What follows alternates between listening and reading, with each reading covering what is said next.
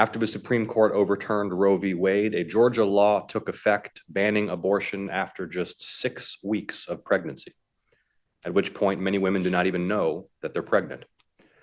The New York Times described Georgia's abortion ban as, quote, one of the country's most restrictive laws. The Subcommittee on Human Rights has convened this hearing roughly 2 years after the reversal of Roe v. Wade to hear directly from Georgia doctors and health experts about the impact on women's health of Georgia's 6-week abortion ban. I want to thank our witnesses for taking the time to provide testimony today. You are all busy and hardworking healthcare professionals. We appreciate your contributions. I know this is a complex issue that evokes strong feelings across the state. That's why it's critical that the public hear directly from doctors about the consequences of Georgia's 6-week abortion ban. We often hear politicians and elected officials weighing in on this issue. But today we're going to hear from the healthcare professionals who treat women and support them through pregnancy every day. On that note, without further ado, I will now swear in our witnesses. I'll begin with introductions. Dr. Nisha Verma is an OB-GYN providing reproductive health care in Atlanta, Georgia, and an assistant professor of gynecology and obstetrics, specializing in complex family planning. She currently has a research grant to explore the impact of Georgia's 6-week abortion ban on individuals with high-risk pregnancies in the state of Georgia. Dr. Suchitra Chandra-Sakon is an associate professor in gynecology and obstetrics and maternal fetal medicine specialist. She is also a member of the Society of Maternal Fetal Medicine Health Policy and Advocacy Committee and sits on the Maternal Morbidity and Mortality Committee for the state of Georgia. And Dr. Aiswara Panakam is an OB-GYN resident in Pittsburgh, Pennsylvania, who originally hails from Cumming, Georgia. Before beginning her residency, she obtained her undergraduate education at Johns Hopkins University, completed a Fulbright Fellowship, and graduated from Harvard Medical School. Before opening statements, we'll swear in the witnesses. So if you would all please rise and raise your right hand. Do you solemnly swear that the testimony you're about to give before the subcommittee is the truth, the whole truth, and nothing but the truth, so help you God? Yes. Let the record reflect that the witnesses have answered in the affirmative. You may take your seats. And we will now turn to the witnesses for opening statements, beginning with Dr. Verma, when you're ready. Thank you, Senator Ossoff, and thank you all for being here today. My name is Dr. Nisha Verma. I'm a board-certified, fellowship-trained obstetrician and gynecologist providing full-spectrum reproductive health care. I'm a fellow with the American College of Obstetricians and Gynecologists, a nonpartisan, evidence-based professional organization representing over 60,000 OB-GYNs. I'm also a proud Southerner. I was born and raised in North Carolina. I currently provide care in Georgia, and I've lived in the Southeast for most of my life. After the Supreme Court's Dobbs decision, with Georgia enacting a law that bans most abortions in our state very early in pregnancy, I struggle every day to provide necessary life-saving medical care. I've seen young pregnant moms with worsening medical conditions and couples whose deeply desired pregnancies are in the process of miscarrying be turned away or forced to leave their communities to access needed health care. As a doctor, I have the immense privilege of sitting with patients and learning about their lives. For me, these patient stories are a powerful reminder that abortion is not an isolated political issue. And today I want to provide a glimpse of how abortion restrictions impact real people. Shortly after Georgia's ban went into effect, I saw a high schooler that I'll call V, who realized after missing her period that she might be pregnant. When she came to see me, she unfortunately was just a couple days past Georgia's arbitrary cutoff, which bans most abortions after just 2 weeks from the first missed period. I had to tell her that even though I have the skills to help her, I could no longer perform her abortion in our state. Unfortunately, V was unable to find the resources and support to leave Georgia for abortion care. Because of workforce shortages in rural Georgia where she lives, she also couldn't find a close by doctor that could care for her for many months. So even though V was forced to continue her pregnancy against her will, she couldn't access the prenatal care she needed to keep herself and her pregnancy healthy. After delivering her baby, V struggled with postpartum depression and had to move out of her home, drop out of school, and work a minimum wage job to try to make ends meet. She told me that she loves her son, but this is not the life that she wanted or planned for herself. V's story, while heartbreaking, is not unique. Over the past couple years, I've conducted a research study to learn about the experiences of patients with high-risk pregnancies in Georgia who are attempting to access abortion care. Through this work, I've heard women describe again and again how Georgia's abortion restrictions exacerbate their suffering in already devastating situations and leave them feeling betrayed by a government and a healthcare system that is supposed to protect them. One participant, M, described breaking her water at 17 weeks when she had no chance of her baby ever developing lungs that would allow it to live outside of her. She went to the hospital, but learned her doctors couldn't help her until she started bleeding or developed an infection. M told me that to be denied the basic medical care I needed, to be told that I must first be at risk of dying, to be forced to relive losing my baby every day for 5 days because of Georgia's law, the trauma of that on top of my loss is devastating. Another participant, A, discussed how Georgia's ban rushed her into making a decision instead of allowing her the time to get genetic testing on her pregnancy. She shared that her older son was diagnosed with a rare genetic condition that destroyed his lungs when he was just a few years old. Now, instead of starting middle school with his peers, he is admitted to the hospital ICU, and doctors have told A that he likely has less than a year to live. A described the pain of seeing her son suffer, and when she found herself pregnant again, she knew that she could not have another child affected by the same genetic condition. However, because this condition does not qualify for abortion care under Georgia's very narrow exceptions, and A could not risk leaving her son in the ICU to travel out of state later in pregnancy, she made the decision to get an abortion prior to Georgia's 6-week cutoff before testing on the pregnancy was possible. It is clear that women who need medical care are suffering because of Georgia's abortion restrictions. We also know that these restrictions are not based in data or science.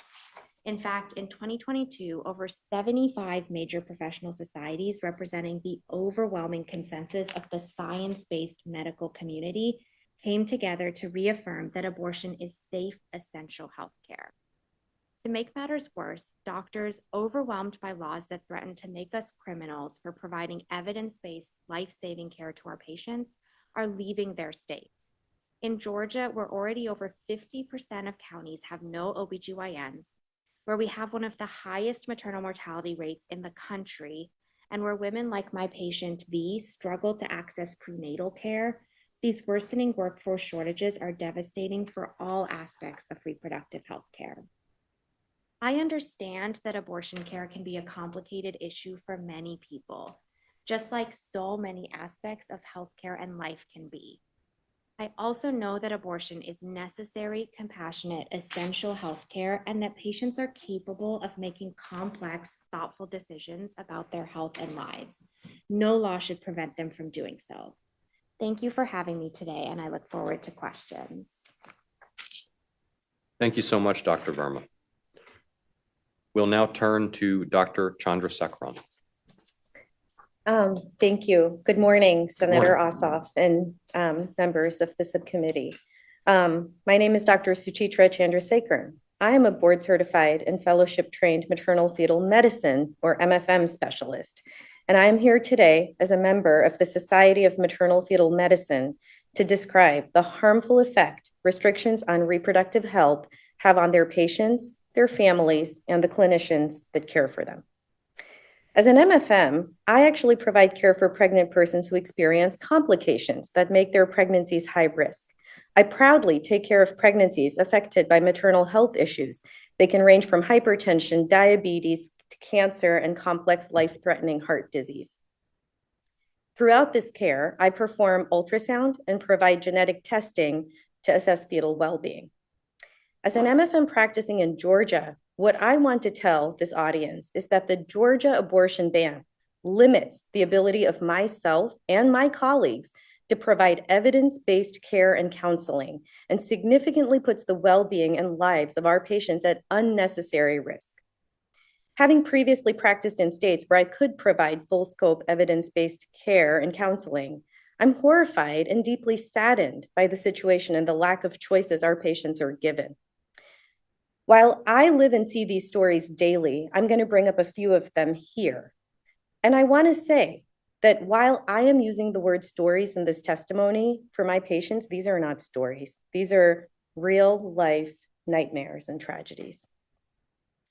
So previously, I practiced in the state of Washington, and during one of those call shifts, I received a call about an individual in her second trimester with a pre-existing heart condition.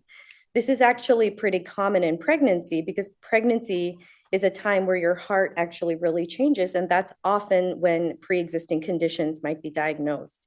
This patient had inadequate healthcare coverage, and so this was the first time her condition was coming up. This was her first pregnancy, and this was her dream to be a mother, to go through a pregnancy in a normal fashion. But now she was facing her nightmare with a life-threatening heart condition, scared for her health and her baby's. Because of Washington State's protective abortion laws, I was able to offer abortion as an option, as a choice for her. After many days of a lot of thought, weighing her risks and processes, she made the gut-wrenching and challenging decision to terminate that pregnancy, to focus on taking care of her heart so that she could potentially do this again. Subsequently, this patient did have the opportunity to get her heart condition fixed and had her next pregnancy. And I had the personal joy and privilege of delivering that baby in her next pregnancy. I had held this woman's dead fetus wrapped in a knitted blanket in her first pregnancy, and I held her beautiful baby boy in her second pregnancy and cried tears of joy with her. Fast forward 7 years, right? The dreaded morning of June 24th, 2022, when the United States Supreme Court released its decision on Dobbs. Right as we heard the news, my sonographer brought my next ultrasound for me to review. This ultrasound was for a woman who had not had access to insurance or care until the early second trimester. Access to healthcare is a major issue here in Georgia, which is burdened by the presence of many obstetric deserts or regions with limited medical access to prenatal, perinatal care. This woman was excited and eager to see her baby. It's her first ultrasound. I, however, saw a fetus with a significant cardiac defect. Although this baby would be born alive, meaning that the case did not fit within Georgia's exception for medically futile pregnancies, the prognosis and quality of life after birth would be extremely limited. Even after multiple surgeries, the long-term outlook for this kind of a heart defect was questionable. 10 minutes ago, before the scan, I would have counseled her on all of the risks and the termination option of this pregnancy. 10 minutes later, I walked into her room, shell-shocked at how the only practice and counseling methods I had known for 15 plus years was now impacted. And I spoke to her about my concerns for this fetus and what the cardiac defect would mean for the infant when it was born. As a doctor, my job is to support whatever decision the person wants to make, whether it's to continue a challenging pregnancy or whether to terminate it. As a doctor, my job is to inform of all the risks and outcomes. But now, as a doctor, my ability to counsel and provide all the opportunities was limited. My patient was in tears, knowing the law had just gone into effect, and I too only had tears to share with her at that moment, and the nightmare had begun. Even before the Dobbs decision, the high maternal morbidity and mortality rates affecting the state of Georgia are well known. One of the largest drivers of this rate is maternal cardiac disease. Yet, Georgia's ban forces women with very high-risk maternal cardiac conditions to carry their pregnancies, sometimes regardless of the dangers to a mother's health. For example, I had a patient with a disease process called lupus. In its severe form, it can significantly affect a pregnancy and threaten maternal and fetal health, including kidney, heart damage, or a very preterm delivery. This patient had a severe version with significant heart disease. She was in the late first trimester when she found out about her pregnancy. She was scared, knowing her very serious risk of becoming sick and facing health issues. But now, even though she was only in the late first trimester, I couldn't provide her all the options. I couldn't provide her that full spectrum reproductive health care. I could talk about it, but I couldn't realistically help provide it. My hands were tied as a provider. She didn't have the resources to obtain care anywhere else. And in a state where maternal morbidity and mortality are extremely high with cardiac risk factors, this abortion ban can only worsen this issue. In a state where maternal mental health is another key contributor to morbidity and mortality, the trauma of being stripped of autonomy to make critical personal health decisions is real and long-lasting. It's not just the now we have affected. We have detrimentally impacted long-term maternal morbidity and mortality in a state that already has high rates. I am committed to remaining in Georgia and providing the best possible care for my patients in this challenging environment. I have provided stories above. I have demonstrated what success can look like when full scope care can be provided. I have shown the aftermath of not being able to provide that care. High-risk pregnancies are unexpected, life-threatening, emotionally traumatizing, and life-changing for all involved. The current abortion ban in Georgia limits our ability to provide the compassionate and full-spectrum reproductive counseling and choices to our patients, and will only continue to worsen the overall future health of pregnant persons in Georgia. Thank you for having me today. Thank you, Dr. Chandra-Sakon. Dr. Panakam, please. Good morning, Senator Ossoff and distinguished members of the Human Rights and the Law Judiciary Subcommittee. My name is Dr. Panakam, and I use she, her pronouns. I am a recent graduate of Harvard Medical School and a current resident physician in obstetrics and gynecology at an academic medical center in Pennsylvania. I'm testifying today in my personal capacity, and thank you for this opportunity. I grew up in Georgia, and I too am a proud Southerner. After spending the past decade of my life studying in other parts of the country, I was very eager to return home to my friends and family to complete my medical training. Yet I'm here today to explain why I chose not to pursue OB-GYN residency in the South. I was halfway through medical school when the Dobbs decision ended the constitutional right to abortion. Immediately, trigger bans were initiated across the country, including here in Georgia. Over the next 2 years, every single Southern state instituted either a total ban or a prohibitively early gestational age ban on abortion. When it came time to apply for residency, many applicants into OB-GYN, including myself, prioritized programs that offered training in full spectrum reproductive care, which includes abortion and miscarriage management. It was a bitter day when I realized I wouldn't be able to receive this training to the same extent in any Southern state, including Georgia. Ultimately, I prioritized programs in other regions of the country. To contextualize why I made this choice, I would like to share a few key facts. First, abortion is common. Prior to the Dobbs decision, 1 in 4 women of reproductive age in the United States was predicted to have an abortion by age 45. Second, abortion is safe. It is one of the safest procedures that a person can undergo. For abortion to remain accessible and safe, reproductive health physicians like myself must receive this essential training. The need for comprehensive training is also recognized by accrediting bodies. The Accreditation Council on Graduate Medical Education, or ACGME, requires that all OB-GYN residency programs provide their residents with comprehensive clinical experience in abortion.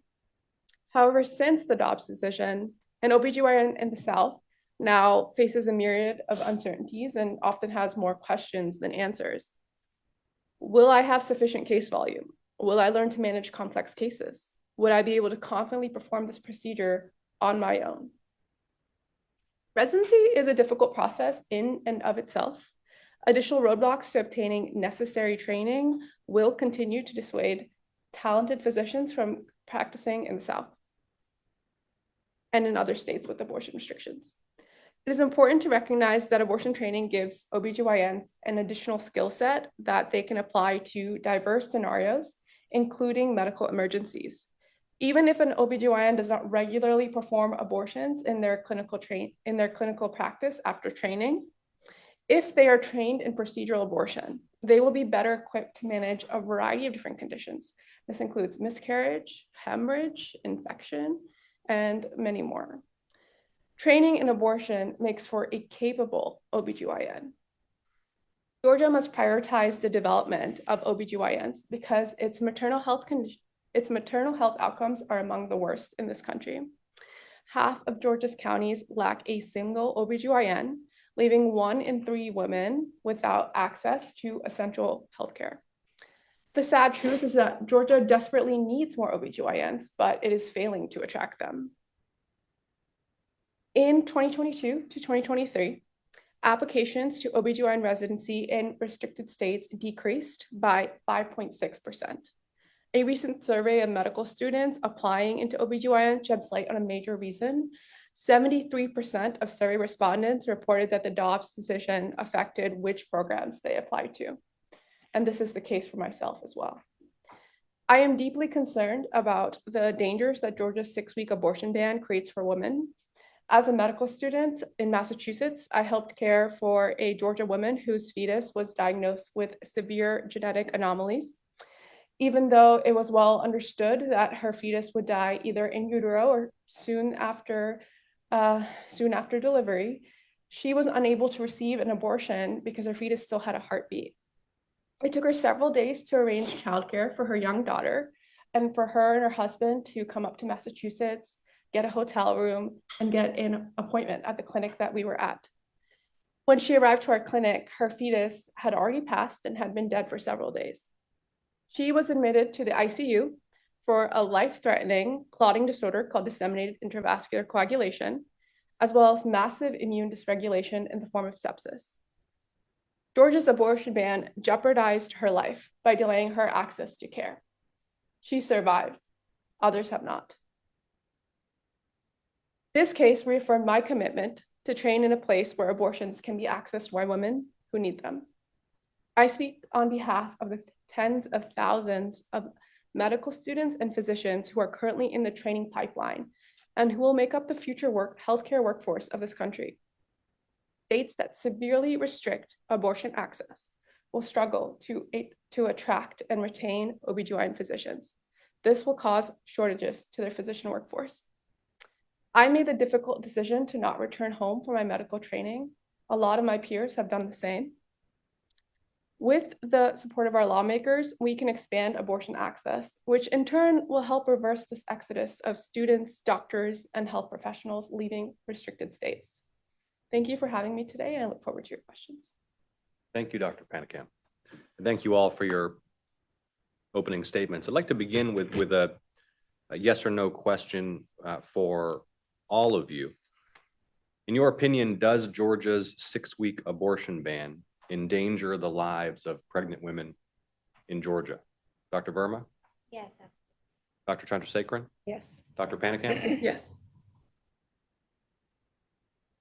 Dr. Verma, Georgia's abortion ban contains an exception for medical emergencies, which the law defines as, quote, a condition where an abortion is necessary in order to prevent the death of a pregnant woman or a substantial and irreversible physical impairment of a major bodily function of the pregnant woman.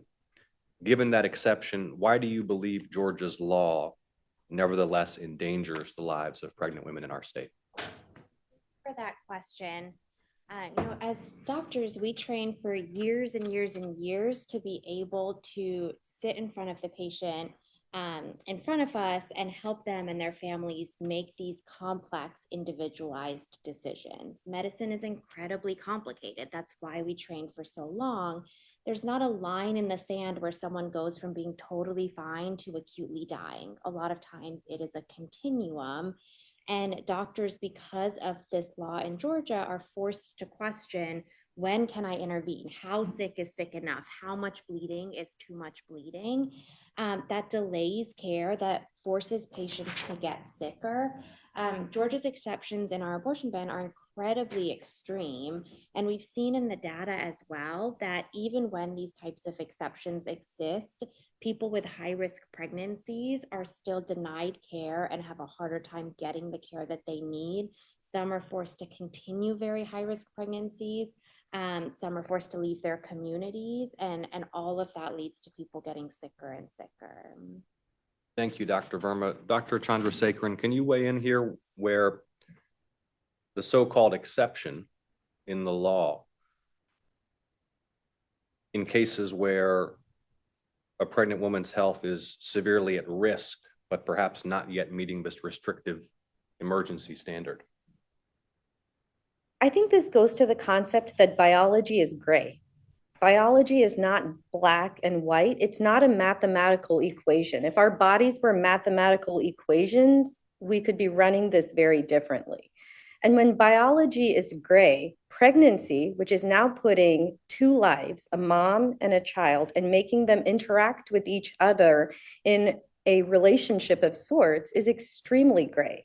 So when we say words such as irreversible or futile, oftentimes by the time you've hit irreversible and futile, mom's life is already at significant risk. You've taken away her choice and capacity to make a decision to potentially avoid hitting irreversible and futile. And I think that's the challenge with the current abortion ban, and that's what directly affects overall maternal health, mental and physical. Thank you, Dr. Chandra-Sakon. And on that point, with respect to, quote, medically futile pregnancy, and that's the term in Georgia's extreme 6-week abortion ban. The quote from the statute is, "In reasonable medical judgment, an unborn child has a profound and irremediable congenital or chromosomal abnormality that is incompatible with sustaining life after birth." Does this exception meaningfully allow doctors in Georgia to provide adequate care when a fetus has been diagnosed with a serious defect? Unfortunately not, because again, fetal diagnostics is also a gray territory. When we see a heart defect, we can say what we overall think the prognosis might be. But when we use words, again, such as futile, irreversible, irrevocably, what does that mean? How are we protected under that? How do you define that? Biology changes. What might feel irrevocable to somebody may not be to someone else. And that becomes a very personal decision between a physician and the patient on what are they looking at? What are the outcomes for this fetus looking like? And so unfortunately, when we use those words, it doesn't provide capacity to help the majority of our situations. Now, the extreme situations are an exception, but the majority of our situations fall into, we think this would be the prognosis. This is the likely situation to happen. This is likely the outcome. That doesn't get covered. Thank you. Dr. Verma, Georgia's law also contains a so-called exception for, quote, removing a dead unborn child caused by spontaneous abortion, end quote. Does this exception meaningfully empower Georgia physicians to provide medically necessary care for miscarrying patients?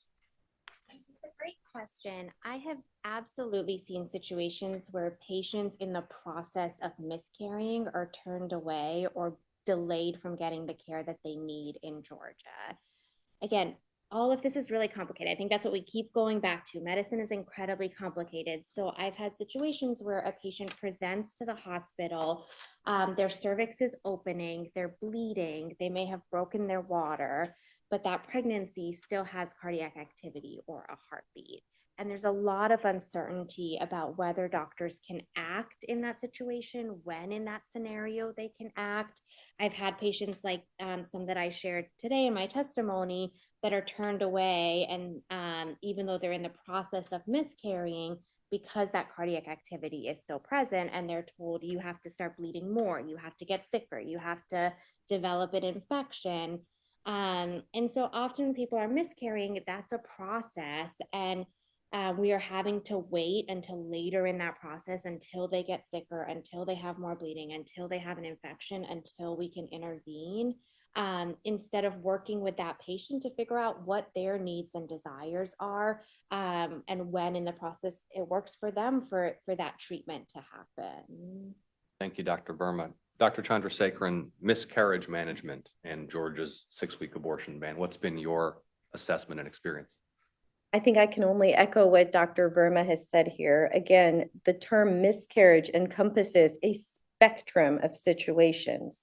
And so it can start with bleeding. It can start with continuing to have a heartbeat. It can start with water breaking at a time in your, mid-second trimester, where now the fetus, even if it were born, what would that look like in terms of lung development? And then comes the question, a common discussion we have, how much bleeding is too much bleeding? Are they stable?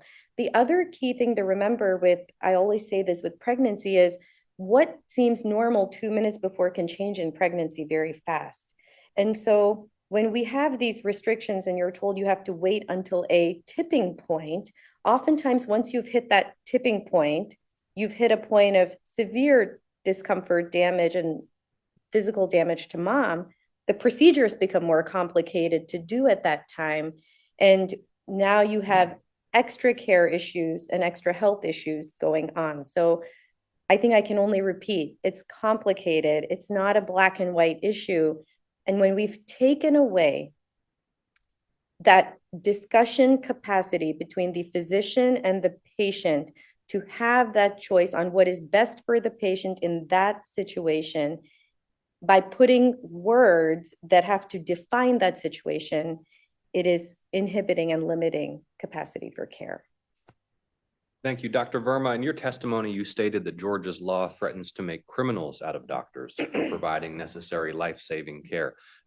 Do doctors in Georgia fear the threat of criminal prosecution for providing necessary reproductive health care to pregnant women? Absolutely. So we are practicing, and again, we've said again and again, medicine is incredibly complex. We are trying to navigate this complexity under a law that says if a lawmaker or an attorney general decides we have made the wrong decision, we acted too soon, the consequences are criminal prosecution, or having your license removed, your livelihood threatened. And that's creating a huge chilling effect for doctors across the state. And so again, I've seen doctors that are limiting their scope of practice, or saying, I'm just not going to take care of pregnant people anymore. I'm going to only do GYN care, because they're so afraid of those very extreme consequences that makes the care deserts even larger in our state.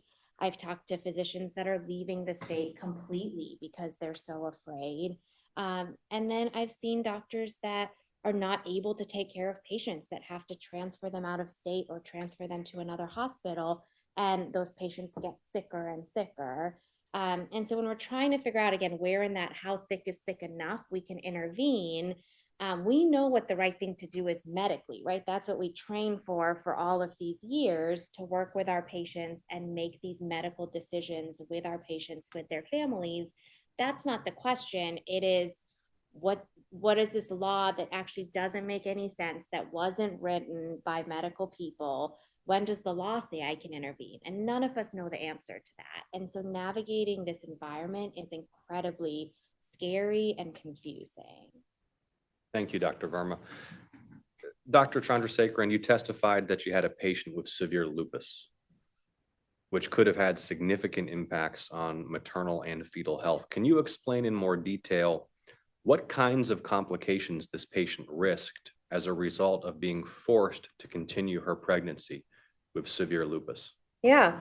So again, biology is complex, and lupus is a process where for some reason your body thinks its own cells are not its own and seems to want to attack it. Those are called autoimmune diseases. And so when you're undergoing a pregnancy, which has its own physiological changes to your body, Sometimes the body can turn against its own organs and really important organs like the heart and the kidneys and the lungs. And when that happens to mom, obviously that's going to put mom's life at significant risk. And then if mom's life is at risk, oftentimes that means we need to do a delivery because the pregnancy is adding to risk. And that can mean delivery of a baby at a very scary gestational age where the baby's life is at significant risk because baby isn't developed enough. And so these are very real situations that families can face, leading to kind of long-term consequences for all the caretakers involved in that situation. And as you know, as we've discussed, Georgia's law includes an exception for circumstances where termination is necessary to prevent a patient's death or, quote, substantial and irreversible physical impairment of a major bodily function. Yet you were unable in that case to offer termination as an option to your patient with a condition that, as you just described to us, created a risk of severe health complications. Why was the exception insufficient in this case? And how does the extremely narrow scope of this exception force doctors to put women in a position where they may continue to bleed, continue to be in pain, continue to take on greater and greater risk of irreversible harm, but doctors are unable to help? The words again we used are substantial and irreversible, right? So I've taken care of many lupus patients now in my 15 plus years of practice. Some of them have severe issues. Some of them may not. Severity ranges on a scale. So when we say substantial and irreversible, I'm going to go back to the question, what does substantial mean? And this is where that gray territory comes. We know kind of what substantial means. I can talk to a patient and say, look, your chance of having cardiac failure might be this much. Your chance of having renal damage might be this much. But what defines substantial in terms of the law, and also what is substantial to each individual person in terms of the damage I'm giving them? I never have a crystal ball. If I had a crystal ball, I could tell you exactly what's going to happen. We don't in medicine, and especially in a field like OB, where you're dealing with two basically living organisms working kind of symbiotically with each other. And so when we use those words, it really limits that scope to feel safe in knowing what defines substantial, when that can vary in and of itself. You described a patient whose fetus had a severe congenital heart abnormality and might either pass away in utero or survive and need extensive medical intervention with highly uncertain prospects for survival. The patient did not have the choice to terminate the pregnancy under Georgia's law. Why wouldn't that fall within Georgia's exception for a medically futile pregnancy?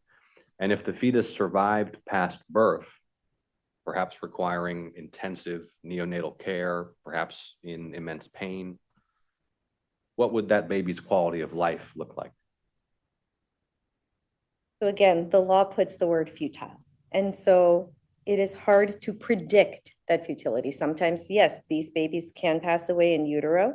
Sometimes they can pass away right after birth. And sometimes they might do okay with a surgery or so in terms of living. But then that could mean, are they actually ever able to come home? Do they need to stay in an ICU the whole time? How are they recovering post-surgery? Some of these babies can stay in a hospital for even a year up to post-birth, just undergoing surgeries and undergoing care. So what does that put upon that life, that child, that family?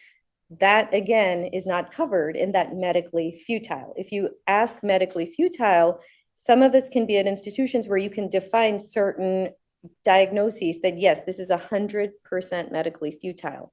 Again, 99% of what we do, we can't predict that word medically futile, but we know that the risks are extremely high.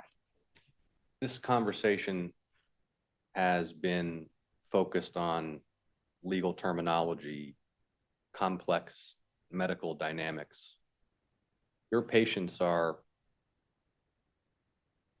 human beings with immensely powerful emotions surrounding their pregnancy and their health. What's it like as a doctor who cares about them to look into your patient's eyes who are experiencing a health crisis, who have learned that their fetus may have a severe health complication, and not have a choice or be able to offer them a choice in those extremely difficult situations? What are those conversations like now? It's horrific. It's horrific. It's awful. It's almost degrading as a physician to not be able to do what you feel you need to do, and you're watching for what's protecting you in terms of a law. We will always do the best for our patients. I can say that. As a physician, we will always do the best for our patients. We will always have open discussions. But to practice in a situation with an umbrella above you that is limiting those discussions and having you also carry some of that emotional trauma and burden with your patient as you both are trying to navigate this with their families is unfortunately a very horrific situation in the state, and one that I agree with Dr. Verma is potentially going to drive away good physicians from our state. And we'll explore that dynamic more soon with Dr. Panakam. But Dr. Verma, you stated that you see young mothers who have worsening medical conditions that make their pregnancies high risk or who are miscarrying, being turned away by doctors. And I think it's critically important that the public understand that miscarrying women are being turned away by their doctors in this state right now because of this extreme abortion ban, or forced to leave their communities in order to access care. We heard a story recently about a pregnant woman who had to travel to Massachusetts, and the fetus died in utero on the way, putting her at extreme risk upon her arrival out of state. Why are doctors in Georgia, Dr. Verma, turning away pregnant women in these circumstances? I think it goes back to how confusing these laws are. There is no way to create a law that takes every individual, every medical situation, every family into account. And so you can put into a law, I've heard lawmakers who created these laws often say, well, there are exceptions. And so people that need care will get care. One, I take care of patients who need abortion care for many different reasons. I would say the vast majority of them are excluded from getting care under this law. And the exceptions don't solve that problem. They're incredibly confusing. They don't make sense to the practice of medicine. We talked about how miscarriage is often a process. There could be a time in that process when there's still a heartbeat or cardiac activity, and doctors don't know if they can intervene. When we talk about medically futile pregnancy, there's no consideration of quality of life, right? So the patient I discussed, that wouldn't qualify under Georgia's law because her baby, once born, could potentially live for years, but she would have to watch that baby suffer and die if the baby was affected with the same genetic condition. And so the quality is not taken into account at all. When we talk about the medical emergency exception, it is incredibly extreme, and there are many people with high-risk pregnancies that aren't yet in that category of being, immediately at risk of death. One example I'll bring up, I had a patient with pulmonary hypertension, which is a condition where your lungs don't work correctly. Your risk of death, if you continue the pregnancy, is as high as 50%. When we see that patient at, for example, 6 or 7 or 8 weeks, she often hasn't gotten a chance to get very sick yet. Can we provide an abortion then? Or do we have to turn her away and say, come back when you get sicker, when your lungs aren't working anymore, when you have that 50, when you are actually at risk of immediate death? The right thing to do medically, right, is to offer that patient the options of termination or continuing the pregnancy when we see her at 6 weeks. But under the law, it's often unclear if we can do that. The last thing I'll just mention, I do think it's really important to recognize how this law takes these really important risk assessments away from people. So all of us take care of patients with very high-risk pregnancies who choose to continue those pregnancies. And our job is to support them and optimize their health and the health of their pregnancies. But that's a decision that a person should be able to make, right? And we also have patients who say that risk of continuing that pregnancy is too high. I cannot risk dying and not be around for my existing children and my family.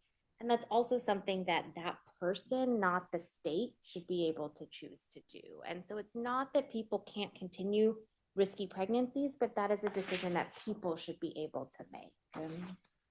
You mentioned that many patients who have been denied care have expressed a sense of betrayal to you. Can you elaborate on why patients might feel betrayed in those circumstances?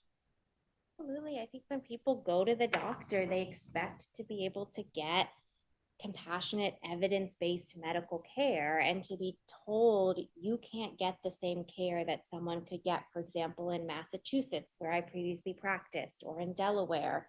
You can't get that care here, not because it isn't evidence-based, not because I don't have the skills to do it, but because our lawmakers have decided you don't deserve that care. You can't get that care here. That is a huge sense of betrayal, right? I feel betrayed not being able to provide the care. Patients feel betrayed. We've created an environment in this country where your access to evidence-based care depends on your zip code and your resources and whether you can get out of state. Thank you, Dr. Verma. Dr. Panakam, you described a case, we just referred to it again, that you witnessed at a clinic in Massachusetts where a Georgia woman traveled to terminate a pregnancy after finding out her fetus had been diagnosed with severe abnormalities. She wasn't able to terminate the pregnancy in Georgia, had to travel to Massachusetts instead. And by the time she arrived in Massachusetts, her fetus had been dead for several days. Why wasn't this patient able to terminate her pregnancy in Georgia under the exception for a medically futile pregnancy in the Georgia law? So although this patient had a fetus with severe genetic anomalies, and it was well understood by all providers that the fetus would die in utero or soon thereafter, she was not able to access an abortion because her baby still had a heartbeat. And that is the reason why she had to arrange alternate forms of clinical care and why she had to travel out of state. And ultimately, that delayed her care by several days. And in that time period, her pregnancy had deteriorated and she didn't even realize it until she ended up becoming very sick. And what risks was she then faced with after the demise of the fetus in utero? So a demised fetus in utero increases the risk of several alarming pregnancy complications. One is hemorrhage, so the risk of excessive bleeding. The second is infection, which is what happened to her. She had an uncontrolled infection because we were not able to evacuate the uterus and take out the source of her infection in a timely fashion. And as a result of that, she developed a systemic infection that almost cost her her life. As a physician and as a Georgian, how did it make you feel to see a patient who was septic, whose life was now at risk because she'd been unable to access evidence-based care in her own state? It was really demoralizing. She was the first patient that I saw as a medical student from Georgia, and she suffered the worst consequence out of all the patients that I had taken care of in that clinic. That patient and many others like her are the reason why I decided not to come back to Georgia for my medical training, because I want to practice and I want to learn in a state where I can offer people the full spectrum of options and help them achieve the highest standard of health possible for them.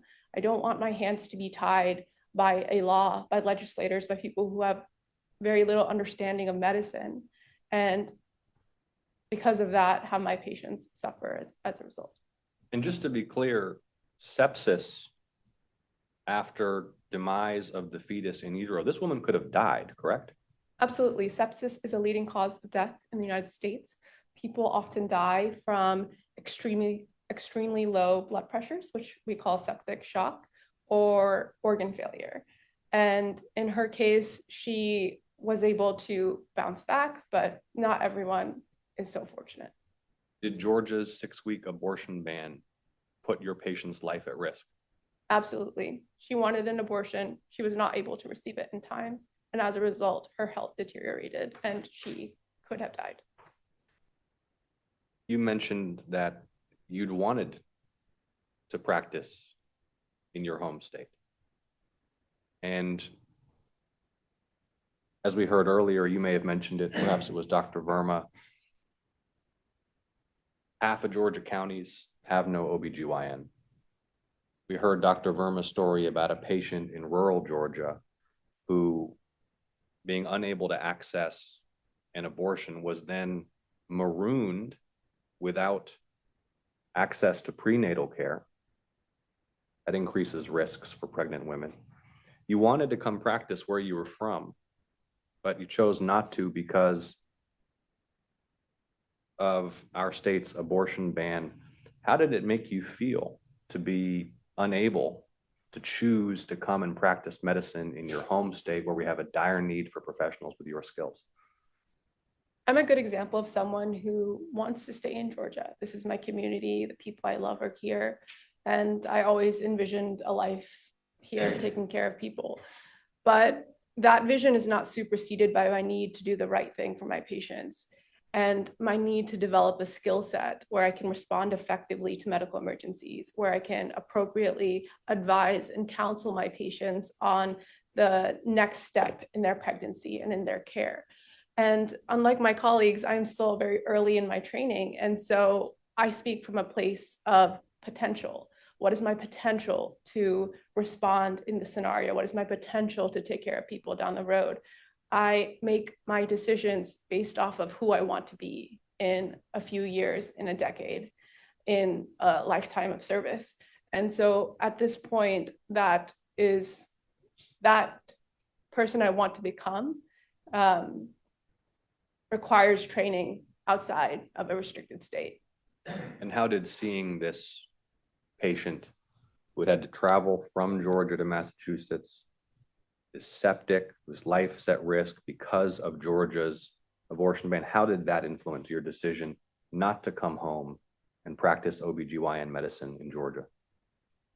So the providers at the clinic I was working at knew how to respond to the scenario. They were extremely skilled in both the surgical management of her abortion, but also, taking care of her when she was admitted to the ICU.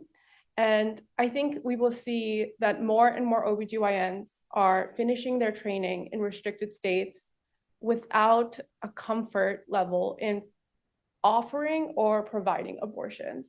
And that is due to a lack of exposure and training within their residency programs. I think that the patient I saw is one of many people who will not access this care because it is no longer legal where they come from. But in turn, for each of these patients, I think we will see many doctors who are not able to offer that care because they were not trained in it, or maybe they had some exposure, but that's not something that they feel comfortable doing independently without supervision. Thank you, Dr. Panakam. Dr. Chandra-Sakon, as you know, Georgia has extraordinarily high rates of maternal morbidity and mortality, meaning women in Georgia have high rates of health complications and death related to pregnancy and childbirth. Why are women in Georgia at such high risk of adverse outcomes from pregnancy? And how do you expect Georgia's 6-week ban to affect maternal mortality and morbidity in Georgia? Georgia's maternal morbidity and mortality rate is complicated and it's layered, but many things contribute to it. I would say from kind of starting at a large eagle's eye view, access is a big issue. We've brought it up over and over again. So 6 weeks, to give context, is a time where many women don't even realize they're pregnant yet. Symptoms are barely starting at that time. So by the time they've realized they're pregnant and now potentially found a physician who can help them due to access, we're delaying care. to be able to intervene or make decisions. So access is probably one of the big reasons for maternal morbidity and mortality. Along with access then comes ability to give that care. So once access is gone, care isn't able to be given on time. That's also contributing to our issues with maternal morbidity and mortality. And then when care is not given on time, that's affecting overall health at a very granular level. So increased rates of diabetes, obesity, hypertension, all these cardiometabolic processes that contribute to pregnancy. So it's a tiered model of what's causing that risk. And the abortion ban is only going to feed into all levels of that model. Dr. Verma, how do you expect Georgia's 6-week abortion ban to affect maternal morbidity and mortality for pregnant women in Georgia? Expected to worsen maternal morbidity and mortality in a state where we are already facing these terrible rates, terrible outcomes for pregnant patients. We've seen in the data that states that have abortion restrictions also tend to be the states that have worse maternal mortality and morbidity rates. And again, this is complex. It is very complex, and there are multiple things that play into that, but having that limited access to care, whether it's abortion care or prenatal care, definitely contributes to worsening outcomes for our pregnant people.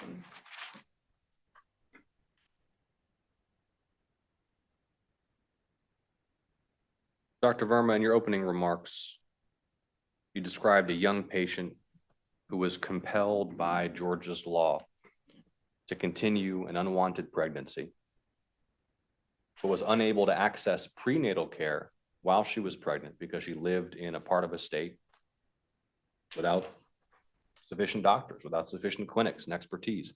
What are the risks to pregnant women in Georgia who are unable to access prenatal care?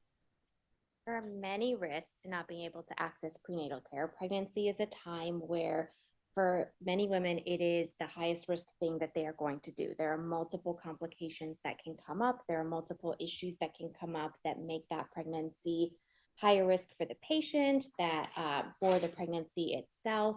And so prenatal care is incredibly important. This patient had Medicaid, so she had insurance, she had government insurance, and there was no one in her part of the state close by that she could get to easily as a teenager who took Medicaid. That is a huge shame, right?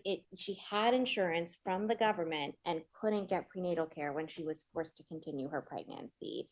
I think that's also part of what all of that combined is also contributed to her developing postpartum depression. We know that mental health conditions are one of the leading causes of maternal morbidity and mortality in our state and in the country.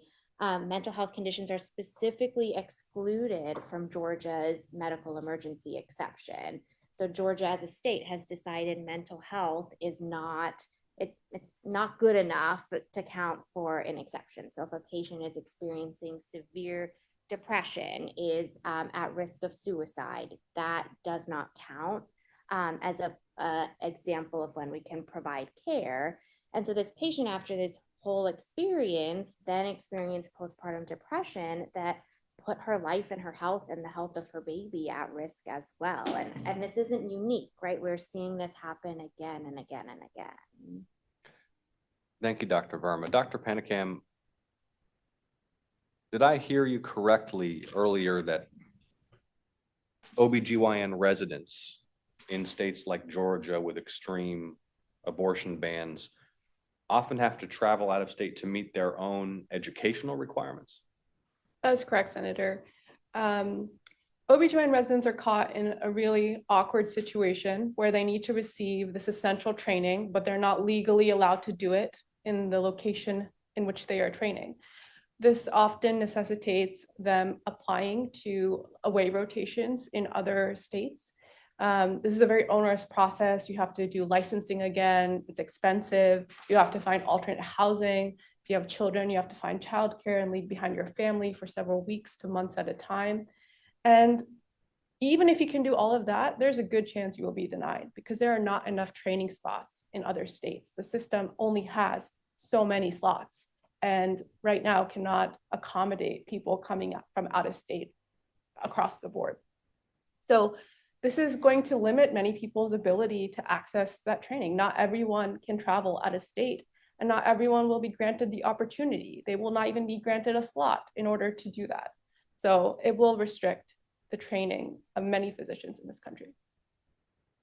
I would note, Dr. Panakam, applications for OB-GYN residency slots in Georgia decreased by almost 10% in the 2023 to 2024 application cycle. Do you believe that your peers are being deterred from applying for residency in states like Georgia because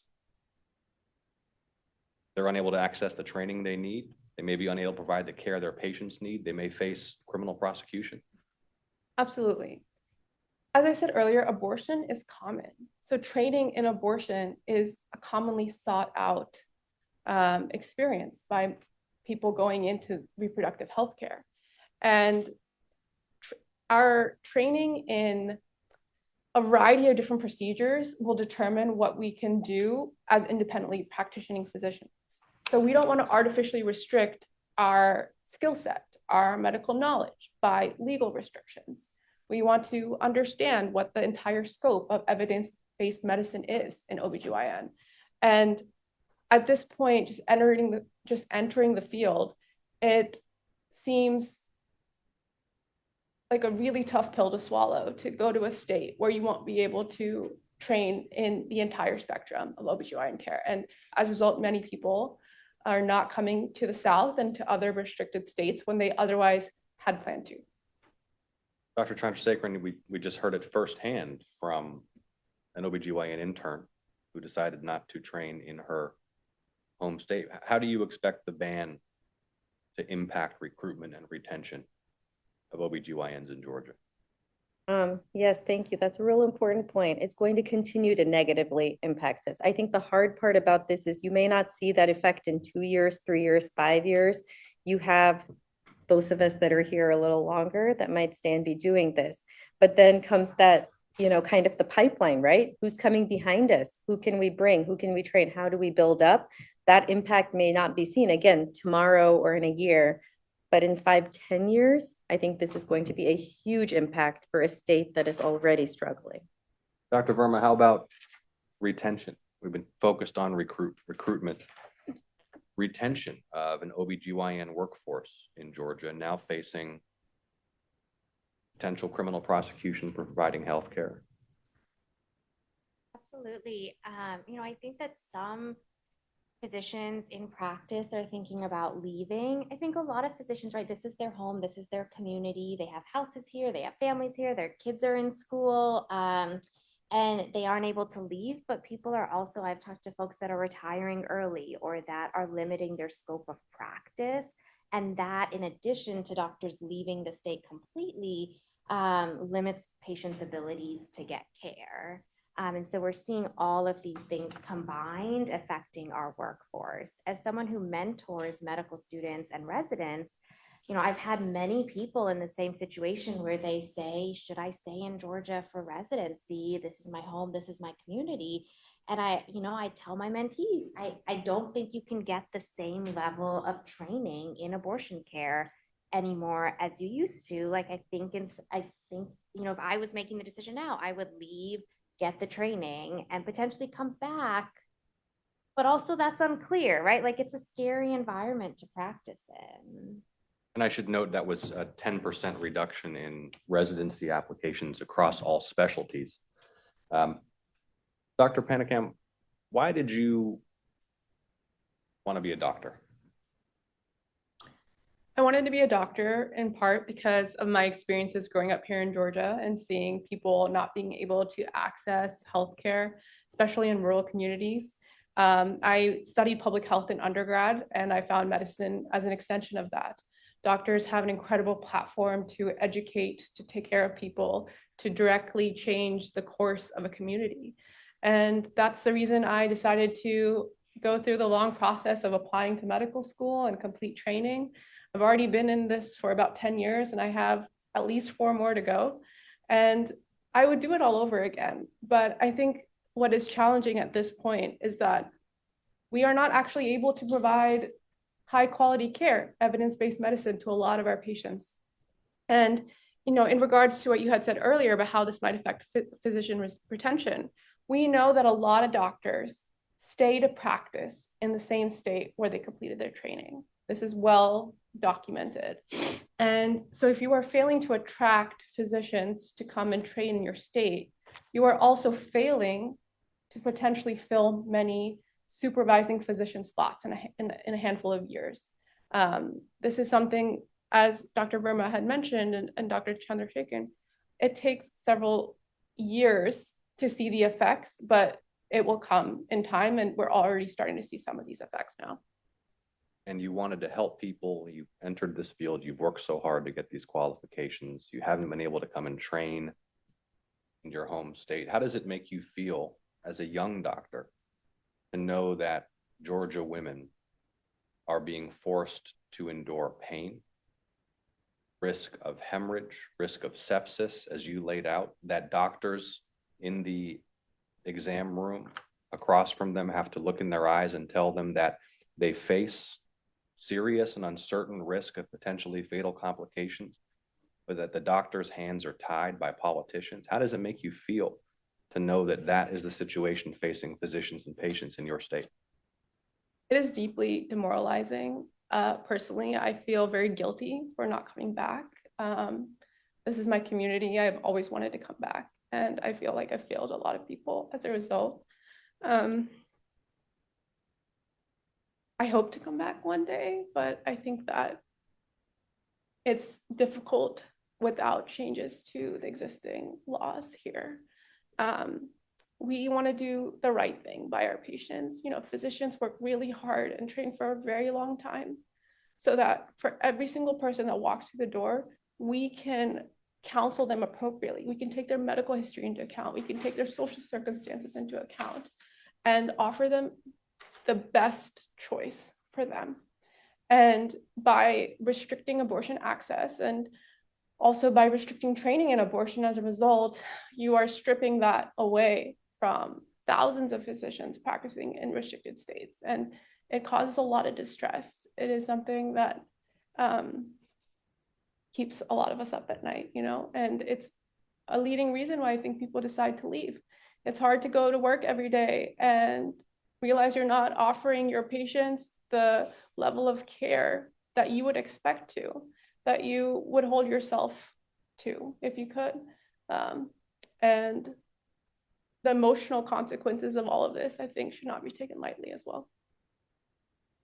Thank you, Dr. Panakam. Final question for each of you, beginning with you, please, Dr. Verma. What do you think lawmakers should know about the impact of abortion bans like Georgia's extreme 6-week abortion ban?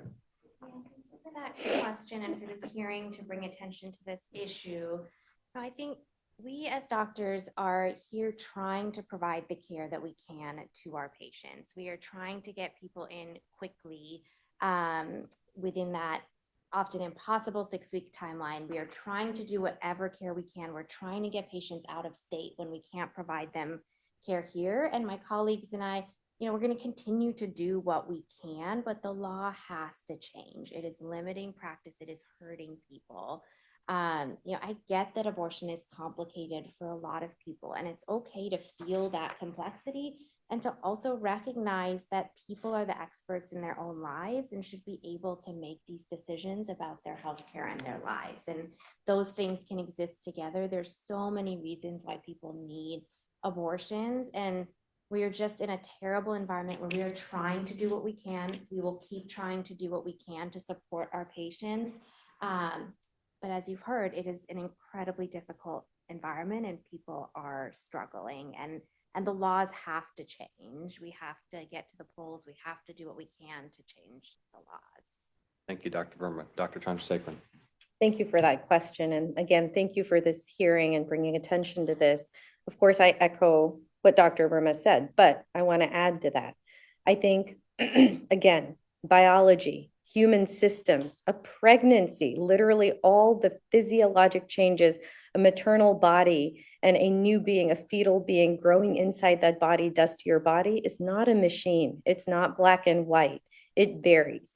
And putting laws on a system that is extremely volatile and changeable and not identifiable as yes, no, black, white, this is it, is only going to lead to tragedy. And so this is not a situation where law can cover all the factors and the facets that we need to cover. That's why this is medicine and it's not law.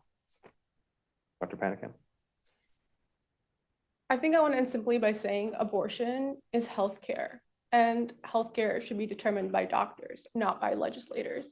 There is a body of evidence that we follow, decades of research, of advocacy that have gone into why we think the way we do, why we offer certain procedures at certain times and not in other scenarios.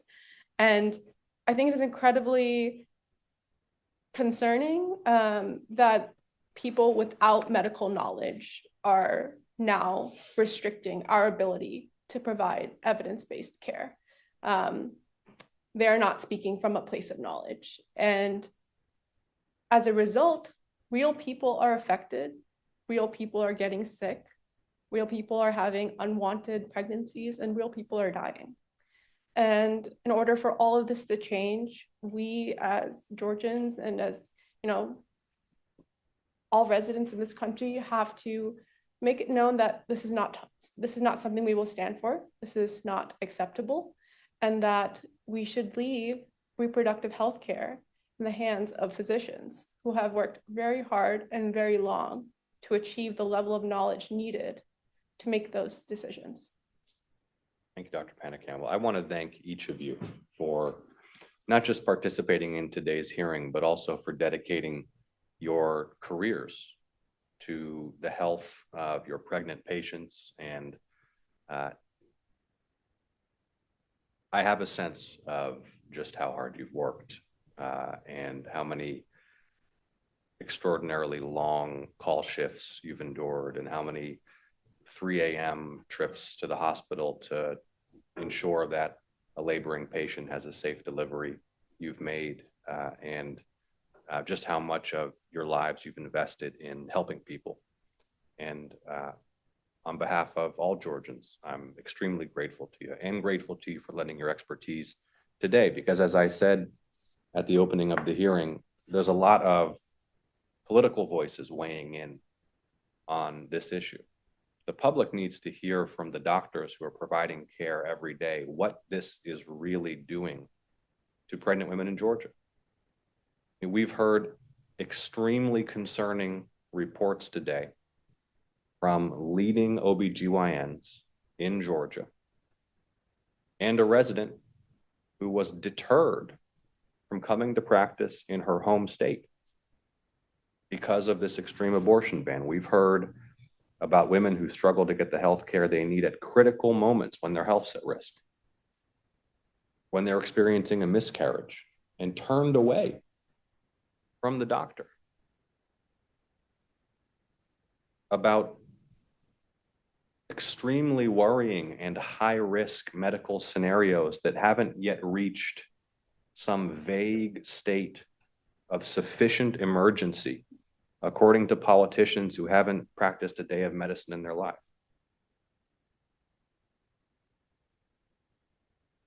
And we've heard about how Georgia's law is driving doctors out of our state when we already face a dire shortage of OB-GYNs that for years has been negatively impacting the health and lives of women in Georgia, including worsening the access to prenatal care in our state.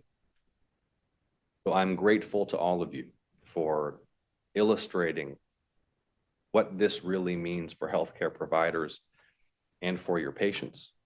I would note for you and for members of the public that the hearing record will remain open for 1 week for statements to be submitted into the record. We welcome contributions from the public. Questions for the record for our witnesses may be submitted by other senators by 5 p.m. on Tuesday, July 30th. I want to restate my gratitude to Mayor Garrett and the city of Decatur for hosting us today. It's great to be in Decatur, and thank you again, and the hearing is adjourned.